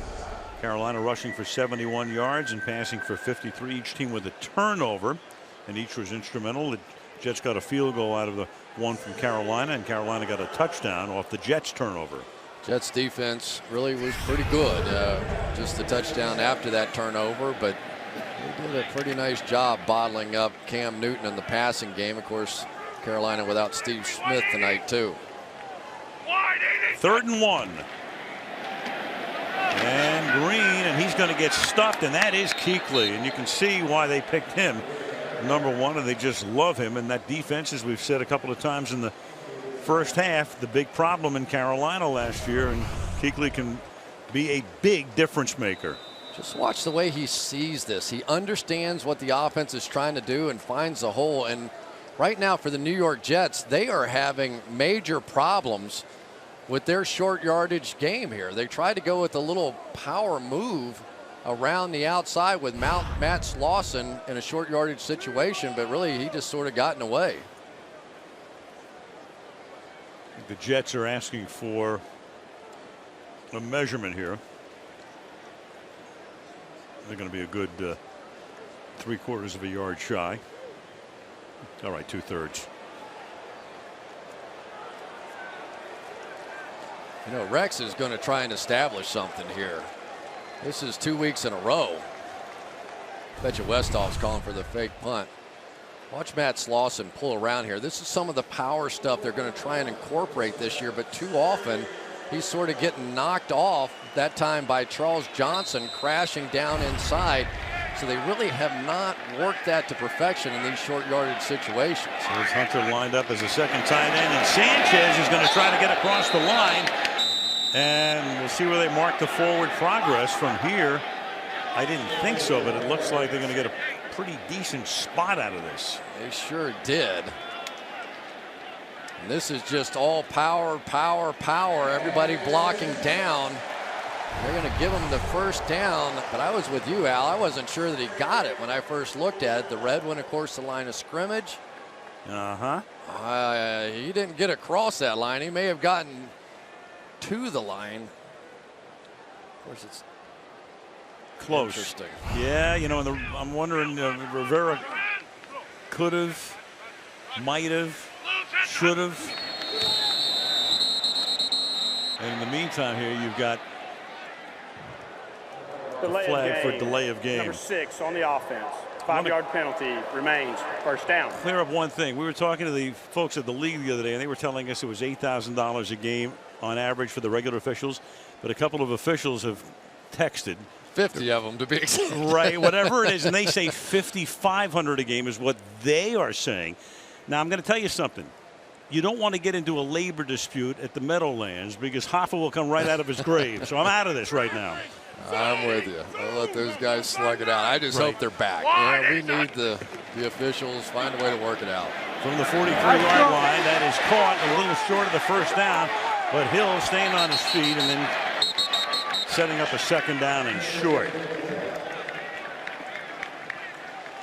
You know, when you run 4-3, you always have to be worried about guys running by you. And of course, Chris Gamble on the outside, just having to be a little bit cautious, and Sanchez with that sort of classic over-the-top delivery, put it right on the money. Mark Sanchez really does throw a nice ball. When you watch his technique throwing it, it is classic over the top. Second down and 2. Big hole for Green. He exploits it and gets all the way to the 25-yard line, where he's run down by the rookie Josh Norman. That's a little better stuff. They're just going to come off his time. Nick Mangold, the all-pro center, gets a little turn inside, and it's just enough. Everybody, there's nothing finesse-oriented on that blocking scheme, just coming off the ball. And I would imagine Tony Sperano, who you can hear from more than a few fields away when he's coaching on offense, probably had a few comments at halftime. Green took a shot, so he's on the sideline. In the game now comes Powell. And Powell takes the ball to the 21-yard line. Uh-oh, here we go. Uh-oh. And the helmet comes off, and you don't want to do that because that's an automatic flag. That's Haruki Nakamura, who came over from the Baltimore Ravens. And he was in on it a little bit on the last play because he missed a tackle. And Patrick Turner, the wideout, is going to come from across the field and take a big shot at Nakamura, who didn't like it. Of course, he comes over with a little Ravens attitude. And Patrick Turner gave him a little Jets attitude right back. And then Matt Slauson came down to help. And well, the one thing you can't do is take your helmet off. Among others, that's at the end of the play. Let's see what the whole thing is called as here by Matt Nix. You know, Haruki Nakamura, I'll get it right in a minute. Haruki. He is a guy that I think's earned the starting job on the back end. It was Sherrod Martin's job. All three of those guys will play, but such a good organizer on the back end and communicator. They really feel like that, despite the fact he never started in Baltimore. Of course, Ed Reed was pretty good over there. He is going to be their guy here. After the play, personal foul, number 68 on the offense. It will be second down. Slauson. Yeah, I think that's a pretty good call, too, because, all right, the two guys were scuffling a little bit, but nothing too ridiculous. And then the third guy coming into the fight was Slauson. Okay, this is going to go a little bit. All right, maybe, yeah, grab the helmet. And then Slauson coming in, and that's what got the call. Probably should have gotten another call for taking the helmet off. I'm saying, yeah. Second down and 20 from the 36-yard line. Jets go 5 wide. Good protection up front. Pass caught at the 30. And stopped right there is Stephen Hill. It'll be second down and 13. All right, preseason's preseason, but watch Austin Howard on the outside. This right tackles thing is solved. Doing a good job. He's working against Frank Alexander, who they really like as a young pass rusher, a rookie 4th rounder out of Oklahoma. And it doesn't matter who that's been on the other side of Austin Howard tonight. Make it third and 13 at the 28-yard line. Ryan still trying to see if his team can get into the end zone. And the rest of the crowd here as well. And Sanchez throws underneath. Hill makes the catch, but he's going to be tackled well short of the first down out at the 22-yard line, and it's 4th down. Oh, here was the scapegoat a week ago. Wayne Hunter playing the right tackle position, this time against Jason Pierre-Paul. And there aren't many guys going to block that guy one-on-one without any help, but the Jets left him alone a lot. Justin Tuck took his turn. Then it was JPP one more time, just going with the bull rush, and Rex Ryan had seen enough. It was time to make a change. Austin Howard played well against the Bengals in the first preseason game, and watching tonight, you wonder what took him so long. Looked like a turnstile last week. Brown gets set for a 40-yard field goal attempt, but a flag here. It is 4th and 6. Number 93 on the offense. 5-yard penalty remains 4th down. That'll make it a 45-yard attempt. Ellis lining up offside. Be all right with me when preseason's over. Yeah, you know, I mean, it's not the same tempo. No. It's not the same. You know, you turn on those lights and those veteran players start playing on that opener, it's going to be nuts in here. 10 days, and the kick is no good. Wide left for one Josh Brown, trying to win the job away from Folk. That won't help. 10-9.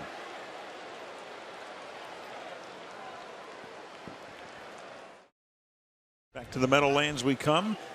Carolina at the 35-yard line, and the new quarterback is the former Cleveland Brown and one-time Pro Bowler Derek Anderson, the backup to Newton, and he turns and hands the ball off in the backfield, and that's Armand Smith, who gets taken down before he can get on track by LaRon Landry. Boy, if LaRon Landry can stay healthy this season, he is just going to be a monster. I've seen enough already. Here he comes right in through here.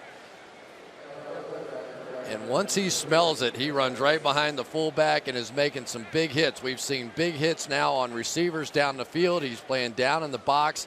And the hope is that he can play against the likes of Gronkowski and Hernandez those New England Patriots great tight ends, because he has 4.3 speed as well. Looks like he's coming again. Sneaked up to the line. Now he is coming through the other side, and the pass is caught on the outside in the flat by Richie Brockleham. Backup fullback Calvin Pace making the stop. And for Cam Newton tonight, his worksheet would look like that. 6 out of 15 from 60, 1 touchdown, and lost a fumble. Well, just an okay night by his standards. He had more than a few mistakes on the offensive end, turnaround, going the wrong way, but last game of preseason and one of the top defenses in football. Pretty much the second string offense for the Panthers here, and the first team defense for the Jets, and Anderson fires incomplete. And a penalty flag comes in. Isaiah Trufant getting tangled up. Working against Gary Barnidge.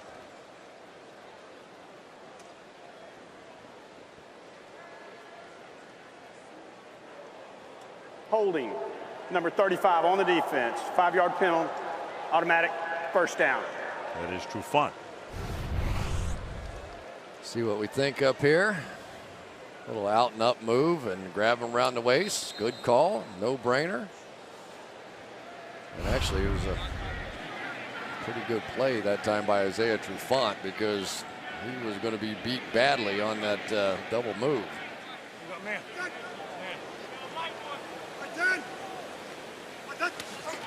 On 1st and 10. And spinning his way, nice little run there.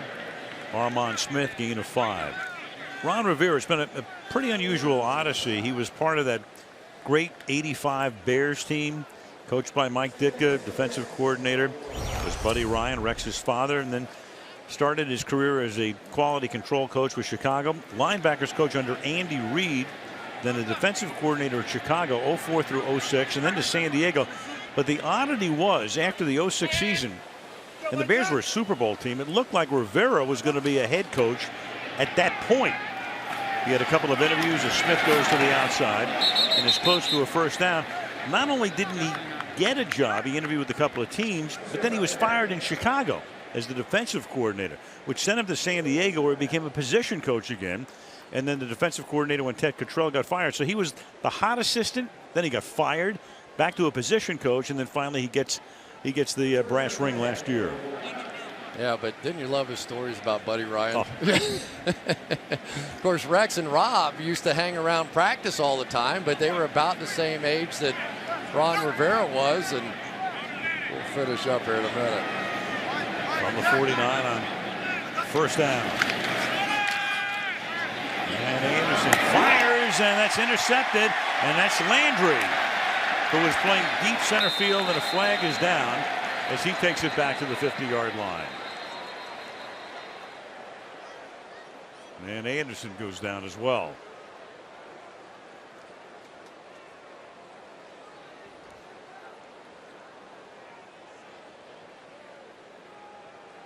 There's a conference on every penalty.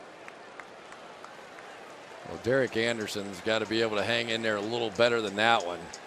Kind of fell back away from that throw under pressure. 36 on the offense. That penalty is declined. Result of the play, first down. And that's Armand Smith. So the Jets with the ball when we come back. And will we see Tebow? Yep.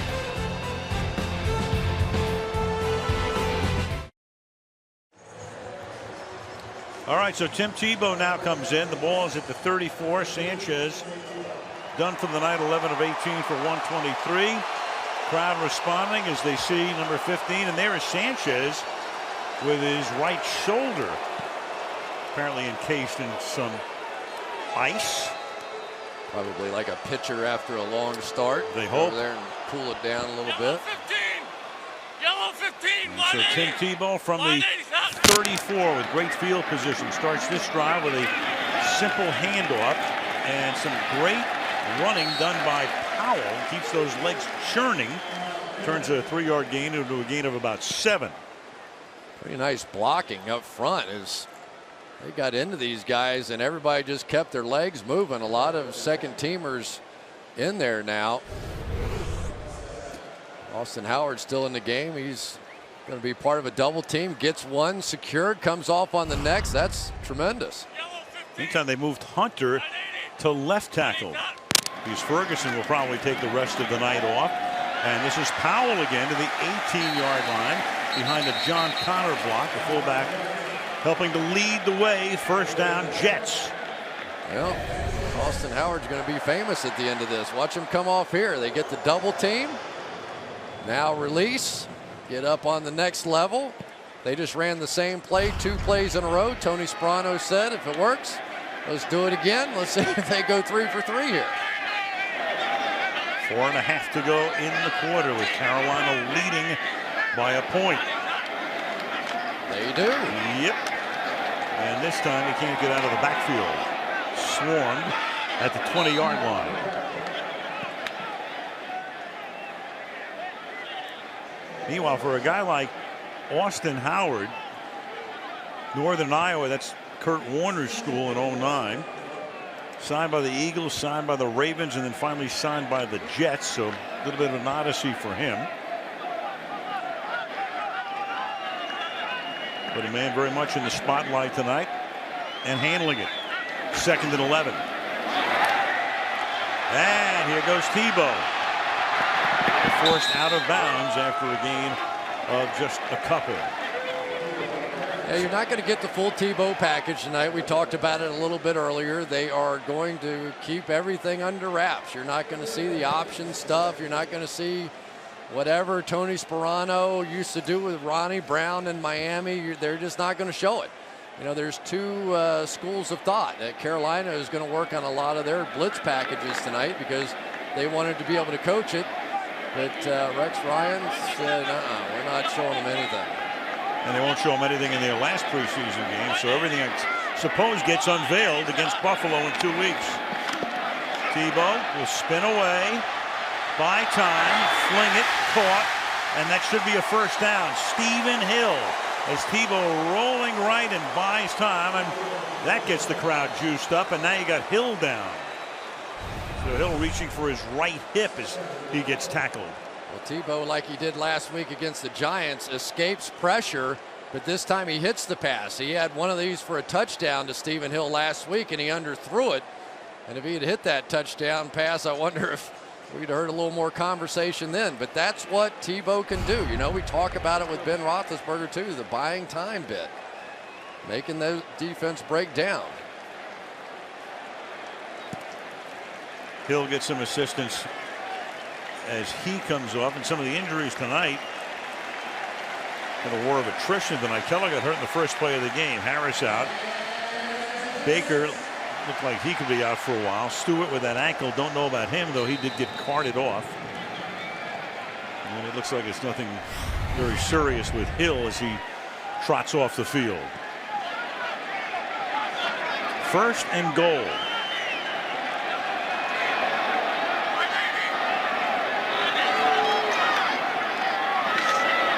And in the backfield that time. They've run that play. It's the 4th time. Yeah, 4th. Yeah, they're going to practice that one. Antoine Applewhite right there to make the stop. 2nd down and goal now from about the 12. You know, Rex just had an idea. He, you know, defensive coordinators that grew up that way, and of course Buddy Ryan, they all think if you just can run the ball and don't turn it over and don't put my defense in a bad position, we're going to win a lot of games. And that's the theory, you know, that Tebow could run this Wildcat better than Ronnie Brown because he could throw the ball in a way that Ronnie Brown couldn't. Tebow from the pocket flings it, and that is incomplete. A lot of blue shirts around the intended receiver that time, and the pass knocked down by David Nixon. Well, and here's the problem with Tim Tebow. He's not polished enough to know that you're not allowed to stare down the receiver all the way, because then you draw the linebackers into coverage. Watch him. He's going to go look right at this receiver all the way. It's not the guy in coverage on the wideout that gets him. It's the inside linebacker running that way, David Dixon. You can't just stare down receivers in the NFL. Jets still looking for their first touchdown of the preseason. Will they get it here on 3rd down and goal? Not even close. 4th down, and now Tebow will get the boos. Maybe it's for the whole team at this particular point, at least the offense. Yeah, I don't know if he threw that one away intentionally or not, but it was a good idea. It could have been a pick 6 if he didn't. Mark Sanchez saying, see, told you it's not easy out there. Yeah, right. I mean, it's unbelievable. Really, the Jets have just struggled the entire exhibition season, and the best team in the NFL scoring in the red zone, they've just been terrible so far. Almost 11 full quarters, but here is Falk to try to give them the lead, which he does. So 4 Jets field goals, 1:48 to go in the 3rd. New York's up by a deuce.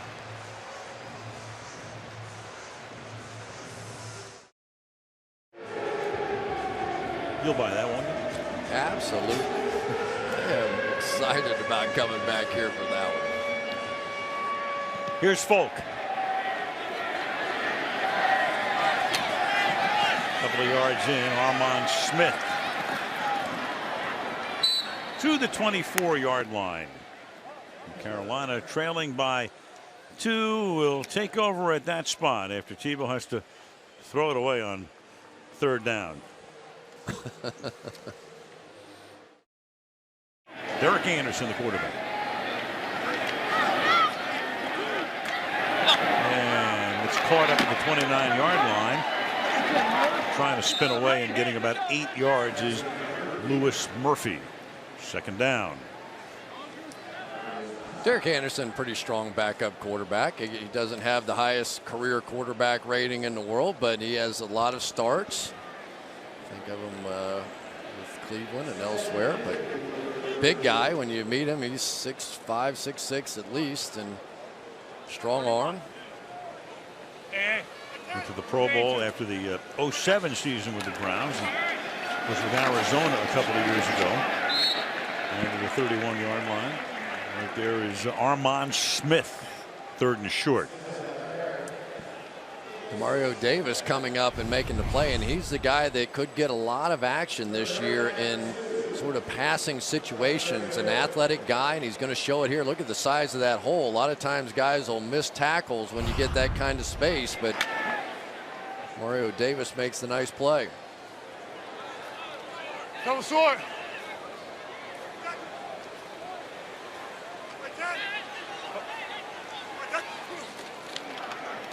Anderson on 3rd and 2 throws, and that's going to move the chains as it's caught by Kealoha Polaris for a 1st down. And that should be the last play of the 3rd quarter.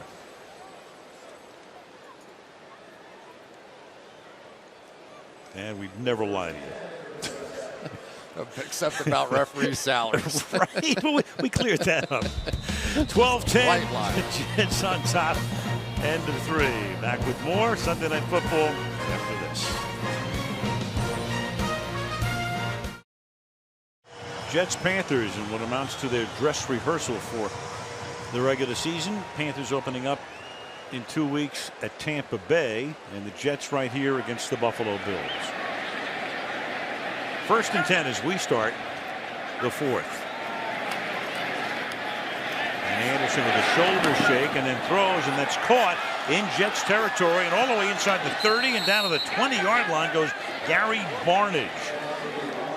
5th-year tight end out of Louisville, drafted by this team back in 08. 43 yards. And Gary Barnidge is the receiving tight end right here, and he's working against the young man Antonio Allen, who was a tremendous linebacker in college, trying to make the conversion now to the safety position. And Rex Ryan was saying it was one of the ugliest performances he'd ever seen at a pro day playing safety, but boy, has he made some nice tackles so far this season, but got burned there. Toss and a 7-yard gain for Armand Smith, 2nd-year back out of Union College. Well, how can you look at that and not think about Neil Armstrong and Apollo 11? And of course, Neil, first man to set foot on the moon, passing away yesterday. at the age of 82 in Cincinnati, and a man I just admired so much, Chris, and you had the great fortune of getting to know. Yeah, I did. Went to his 80th birthday party. Probably had a dozen former astronauts there. John Glenn and so many of the guys. But I grew up in Titusville, Florida, right across from Cape Kennedy, and I watched all those moon launches, and I actually worked at the vehicle assembly building on the Cape for a while, but got to play about 3 rounds of golf with Neil Armstrong, one of the humblest men I have ever met in my life. If anybody could have an ego, should have an ego, it's Neil Armstrong. But he just thought of himself as a farmer and a pilot, and he just happened to be the one on the moon. Wore that mantle as well as anybody I can think of. Iconic figure in history. And Anderson throws underneath on 3rd and 2, and that'll set up a first down and goal as Murphy makes the catch, and he's tackled by Trufant.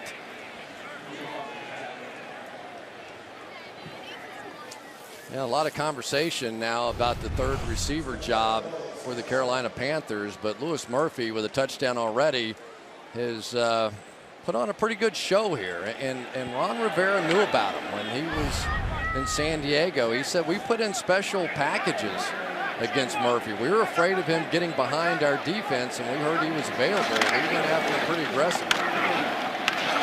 And cutting back upfield is Smith.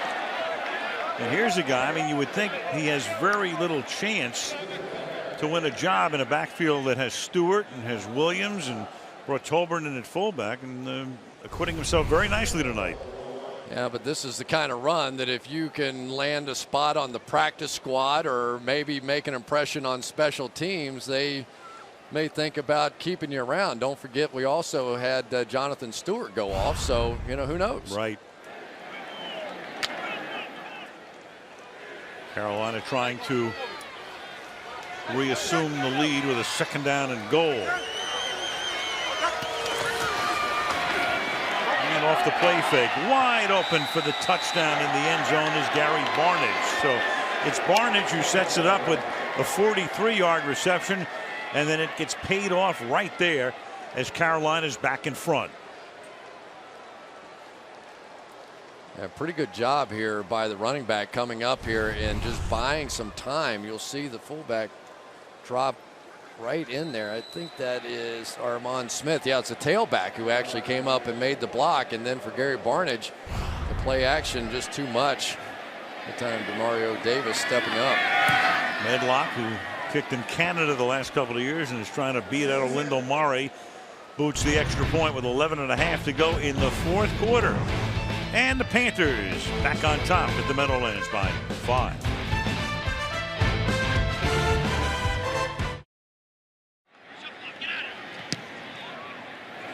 Go ahead, let's go with it, go with it, go with it, go with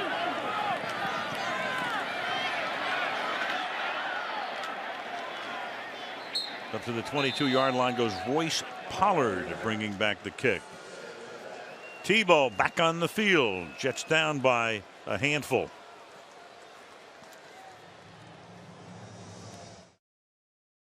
Last Sunday night of August. Jets down by 5.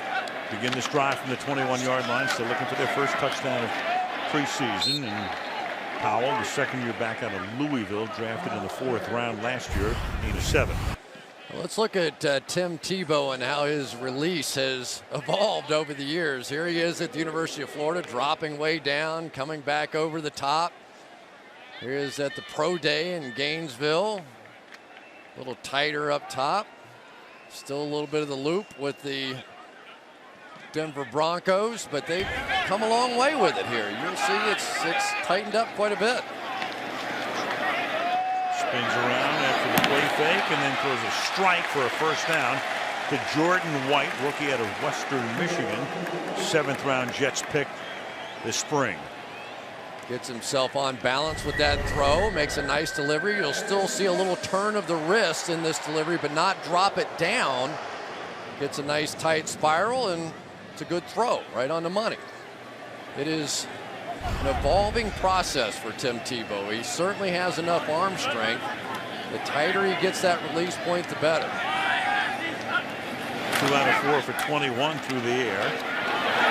And before he can throw his 5th pass, he gets taken down on a blitz by Sherrod Martin.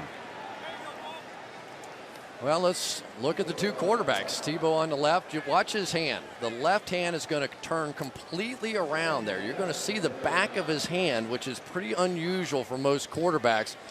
Mark Sanchez, a much more classic over-the-top delivery. You never see the back of his hand, and consequently, he gets the ball out a little quicker.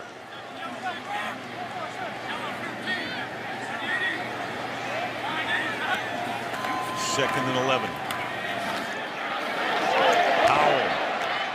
Flag comes in at the end of the play.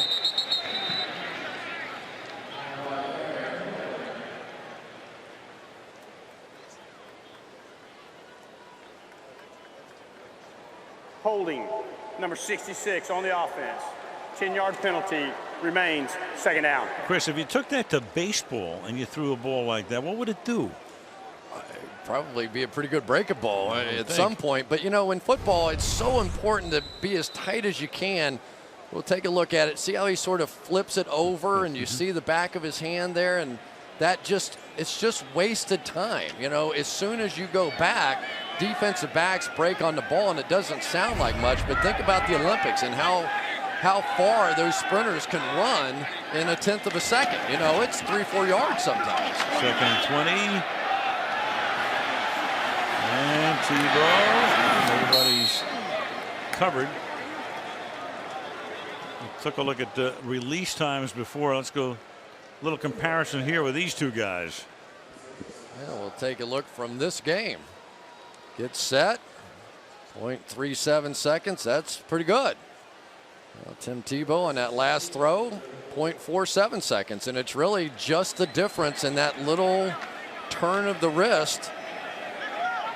Causes accuracy problems, all those things, but you also have to say, all right, where did he come from? You know, and it was a big loop before, so it's definitely much tighter than what it was. 3rd and 16, and Tebow buying time, but the secondary is doing its work, and Tim still on the move. Well, that's what Tebow can do for you at his best. Turns to 3rd and 16 and a would-be sack, and certainly it's going to be 4th and long. Wayne Hunter actually threw a really nice block along the way, and he gains 20. You know, but this is what the guy does, and he does it to everybody, and it seems like he waits until the 4th quarter to do it. You know, he has beaten so many teams in the 4th quarter ball games with crazy plays. He beat the Jets last year by getting outside and running in for a touchdown after their offense had done nothing. Then he'd get you fired up, and you know, you can never count him out. Takes the crowd off Somonex with one play. And this is Ganaway. Well, we talked to him the other day. I asked him in the interview at halftime, how do you explain the endless fascination with you? He didn't know. You know, he gets a lot of criticism. And Really? I've got to say, as a father of 4, getting criticized for being a good guy, but wearing it on his sleeve, I've seen worse. You know, Oh, yeah. I've seen a lot worse than that. Some felons get treated better. On 2nd and 11, and Tebow's going to get wrapped up, and that's going to set up another opportunity for a 3rd and long. Well, that's Wayne Hunter this time, letting Tim Tebow take a shot. Has not been a good run for Wayne Hunter. Of course, benched. There he is right there. Working on the outside. You know, it just is happening too often now. You just wonder if tackle is really the right spot for him. He does okay at the tight end position. Feel for him. 3rd and 17. They have to get to the 36-yard line to convert. Well, will he work some magic again? Oh, no, not this time. To the 35-yard line where it is picked off, and then taken down hard is Reggie Smith. Looked like Tebow had some room to run, but he thought he saw an open man. He did. It was a mirage. He had an open man. This is just a bad throw. He just line drived it for an interception. And Carolina takes over, up by 5.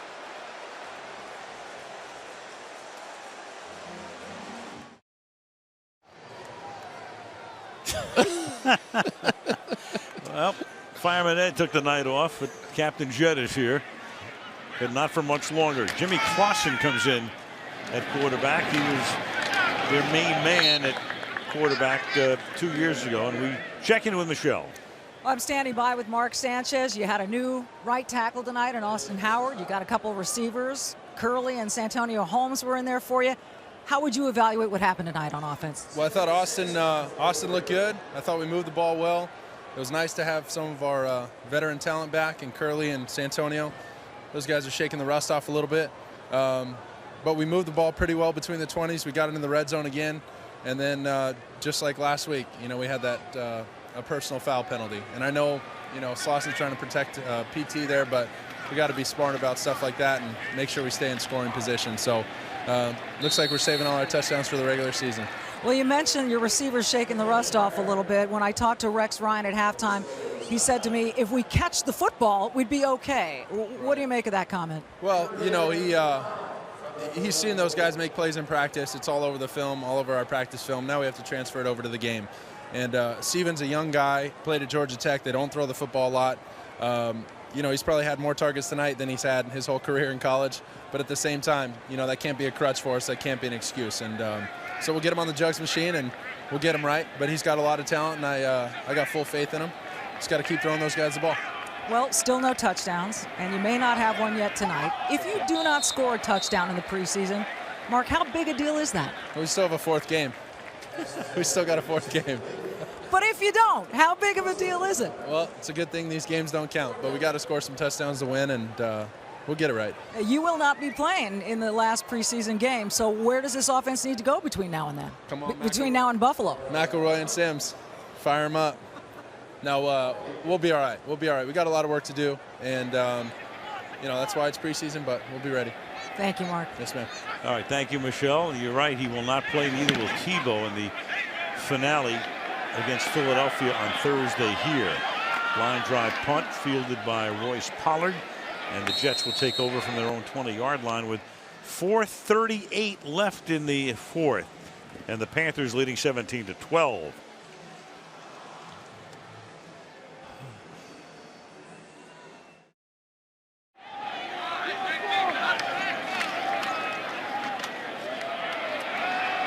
Jets still trying to get that first touchdown of preseason. We talked earlier about the fact that the last team not to score in its first 2 preseason games, Kansas City in 03, wound up leading the league in scoring. Last team not to score a touchdown in its first 3, Falcons, 1977, and they finished 7-7.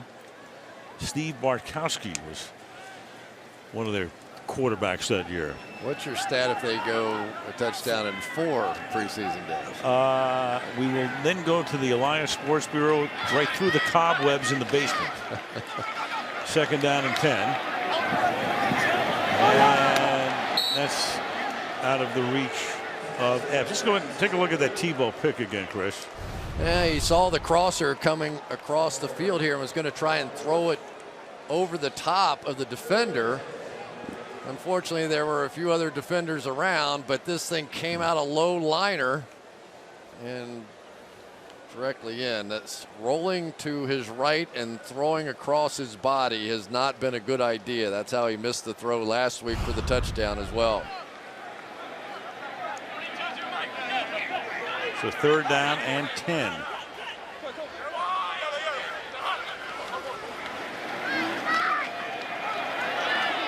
Tebow looking to throw his 8th pass, and that won't even get away because he's going to go down as nobody gets open, and Tebow goes down in the arms of one Thomas Kaiser. The 2nd sack. Well, the other thing Tebow is doing is that he's holding the ball too long. I mean, in the NFL, you get about 3 seconds to make a decision, and it doesn't help when all your guys are covered down the field too. TJ Conley comes in to punt. Only his 2nd punt of the night. And it takes a good bounce for the New York Jets, and Carolina will begin its next drive from about the 25-yard line with 3 minutes and 57 seconds remaining in the Meadowlands.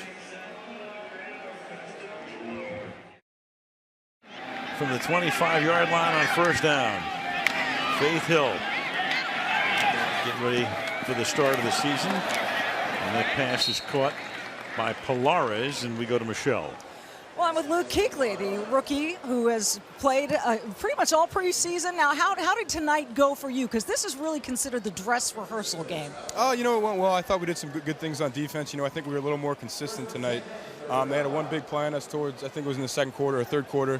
The gashes. Other than that, I think we played pretty well. Now, you have one more preseason game before the regular season starts. Where is this defense versus where it needs to be when you open up? I think where we were last year, we could watch a little tape from last year to where we are now. I think we took strides forward. You know, there's still little things we need to improve on. I think, you know, we know where we need to be. We know where we need to fit. We just got to make sure we're more consistent with everything. You thought about maybe going back for your senior year, but you came into the draft and you're playing so well here. But what is the NFL experience like for you? What has the step up been like? It's been fast. Everything's fast. You know, that's the biggest difference, I think, with the NFL is the speed of the game. They're in and out of the huddle quicker. The plays quicker. You know, halftime's quicker. I figured that out the first game. But overall, the game is faster. That's just the biggest thing, I think, right now. We wish you the best of luck. Thanks. Very much. I appreciate it. All right. Thank you, Michelle. And the defensive coordinator, Sean McDermott, studied, of course, under the late Jim Johnson. So equally have a good mentor there. Well, Faith Hill kind of warbled her way through our schedule for September. Giants, Cowboys, pretty good. I'm gonna Pittsburgh, Denver, pretty good. Yeah. Detroit, San Francisco, you know, obviously all these games are pretty terrific. Patriots, Ravens, Giants, Eagles, not a bad way to start. And we got a little sneak preview of Faith's version of our opening song coming up for the season. So she's going to crank up the energy just a little bit over what you just heard. Yep. Sunday night is football night. Oh, it'll be great. It's going to be exciting. I mean, you see the Giants twice in the first month, and obviously the Patriots are always a team to watch. Detroit, San Francisco. Remember how that ended last year with the handshake at the end of the game with Harbaugh and Schwartz. Yeah. So that's the reprise of that.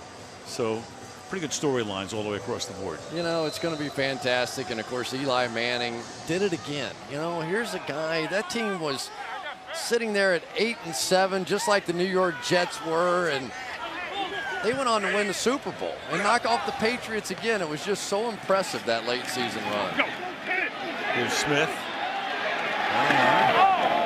Across the 50 before he is taken down. And don't forget, it was the Giants and the Cowboys who ended the regular season. They'll begin this regular season, and that was a winner-take-all game. Yeah, but only because the Dallas Cowboys gave up, what, a 14-point lead, something like that, late when those two teams met about 2 or 3 weeks prior to that. So a lot on the line again, and you know, a lot of people watching the Philadelphia Eagles as well. And we talked about Cam Newton. There were some comparisons and talking about Cam Newton and Mike Vick and how, you know, how much do you want to run your quarterback as they get older, you know, and that's something they're sort of monitoring already with Cam Newton here because they're watching Mike Vick. Well, Chudzinski, the offensive coordinator, talking about the fact that, you know, hey, you always have to have the threat of him running. So you got to keep that in there. The NFC South, well, the Saints, what's going to happen this year with the suspensions and all of the rest? Still a very talented team. Atlanta wound up 10-6. Carolina, remember, if you go back to the 2010 season when they were 2-14, putting them in a position to draft Newton, and then they started 2-8. So they were 4-22 over a 26-game span, and then they went 4-2. Talked about their September. They go to Tampa Bay, then New Orleans at home, then the Giants, the world champs, at home, and then they go to Atlanta. That's a tough beginning.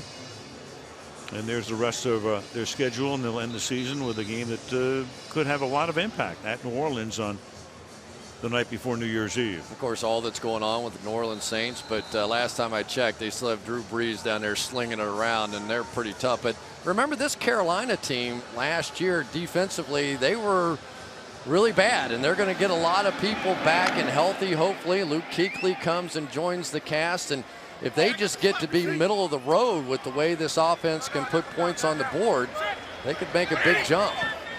Jets have taken those last 2 timeouts, trying to remain in position to try to get on the board for the first time, at least in terms of a touchdown, as Adams makes the catch. And the Jets will spend their final timeout right here. You know, Carolina last year gave up 143 fourth quarter points, and that's the most since the Rams in 2007. 10 times a season ago, they had the lead with 4 minutes to go in the game and only won 6 games. So they are a team that is right there, and defensively now, you know, they never got to what they wanted to be defensively. They wanted to run, you know, Jim Johnson schemes from Philadelphia, which is where Sean McDermott trained and grew up, and they could never get to it because of all the different injuries they had to Thomas Davis and John Beeson and Ron Edwards, and just never felt comfortable going there. There is McDermott. Didn't work out in Philadelphia, but a new beginning here with Rivera, who came from San Diego and brought Chudzinski with him. Yeah, and they feel like that they've got good players here. They love Charles Godfrey, their safety out of the middle. Charles Johnson, a tremendous pass rusher. Luke Kuechly is already one of the best players on this team. James Anderson, another linebacker, a young man that Rivera said he wasn't very impressed with when he watched him on tape. Then they had all the injuries and ended up 4th in the NFL in tackles a season ago. 3rd and 15. Steve Smith, who's not playing tonight, one of the premier wideouts in the league, as Armand Smith takes it to the 47-yard line.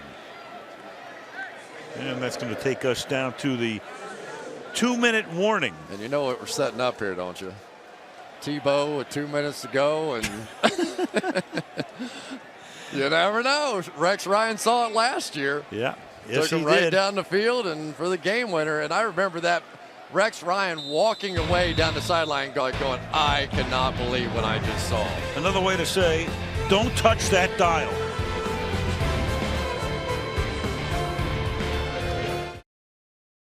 Two minutes remaining. And Carolina to punt, giving Tebow one more opportunity. They're going to rush this punt, though. Nick Westhoff. Here's Nick Harris. And before they can do that, we've got a penalty flag. Was a 4th down and 10, and it will now be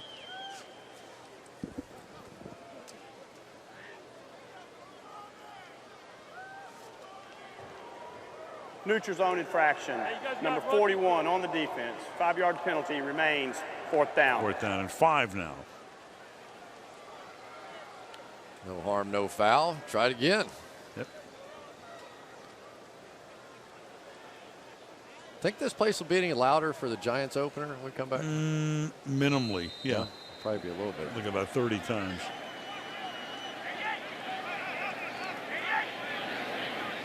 Well, with the color scheme here, you can't tell how many people are in the stadium. Want me to count them? I was going to name them at the 14-yard line.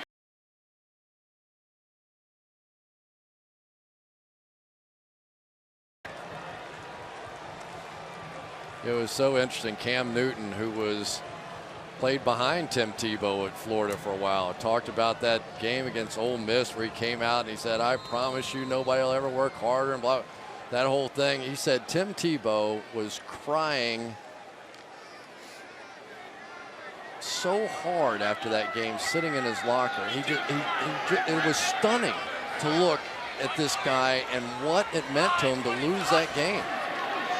From the 15-yard line, Tebow swings it to the outside. That's a good start to this drive as the catch is made on the right sideline for a 1st down and a gain of 11 by Joseph Collins, a free agent rookie from Weber State. Yeah, every once in a while, Tebow just let one fly, and it looks good, perfectly thrown, right on the money. Let his receiver back out away from the defender. Good start.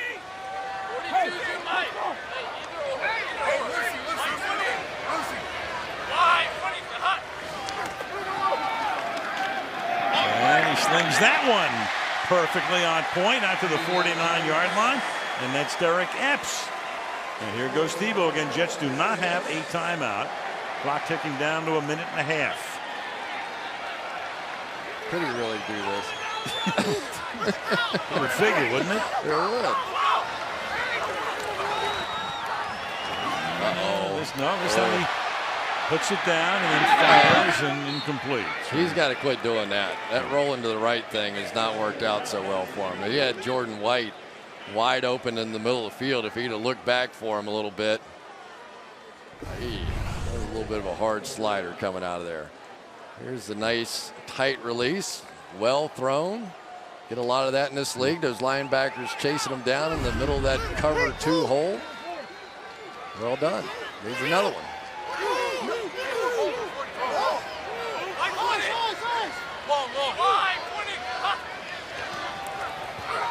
Four-man rush. Tebow coming out of the pocket, starts to stumble. Gets the ball to the 42. Clock has to continue to run.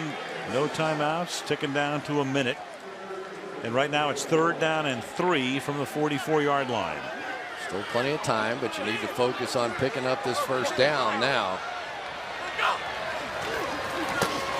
And they Go.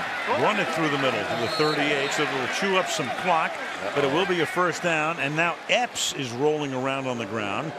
So they've been through just about every tight end. Unfortunately, he gets up and tries to shake it off and gets back to the line of scrimmage, but wobbly, very wobbly. And a lot of time off the clock here. Because of that. Double slot to the right.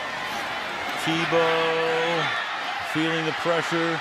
Here he goes. He's going to pack it in and go to the sideline, and that'll stop the clock out of bounds, 27-yard line with 22 seconds remaining. You know what's interesting about this, Al, is I'll bet you Tebow is dropped back for 20 passes in this game. He won't drop back 20 times the rest of the year. I mean, this is not what he's going to do, but this is what Tony Sparano is trying to train him to do better so that he develops as a quarterback. But you won't see this stuff when the regular season rolls around. And there's Sparano, whose offense on its 37th drive of preseason right now, trying to get into the end zone for the first time.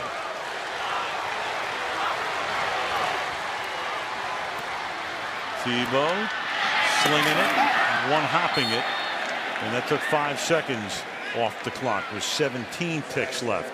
Second down. Well, now you got to start throwing this thing towards the end zone, because now even if you get a completed pass, you may not be able to run up there and get the next one off. Probably won't be able to. So now it is time to take your shots. You have to understand where you are right now with no timeouts remaining.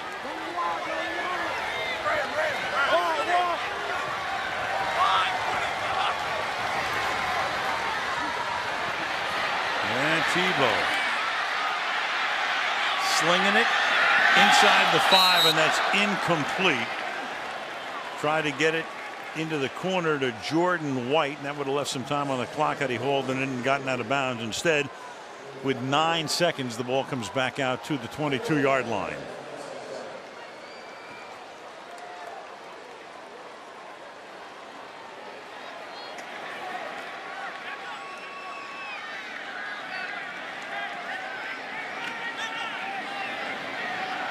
Third down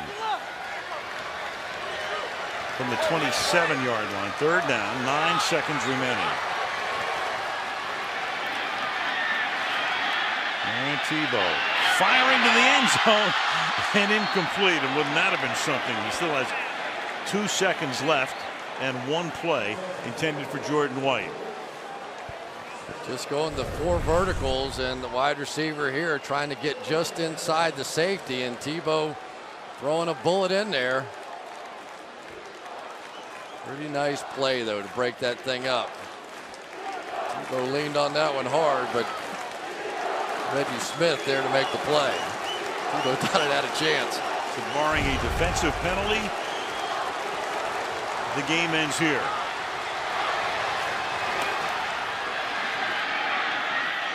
Tebow buying time, avoids the sack, throws to the end zone, and a little too high. Going up to try to get it and bring it in was Hayden Smith, but he couldn't. And miracle finishes don't count anyway in preseason, Chris.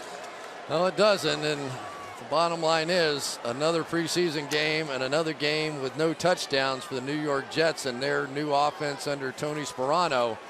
Certainly not the end of the world, but not what they were hoping for here tonight. So they need to come up with some answers here pretty quickly.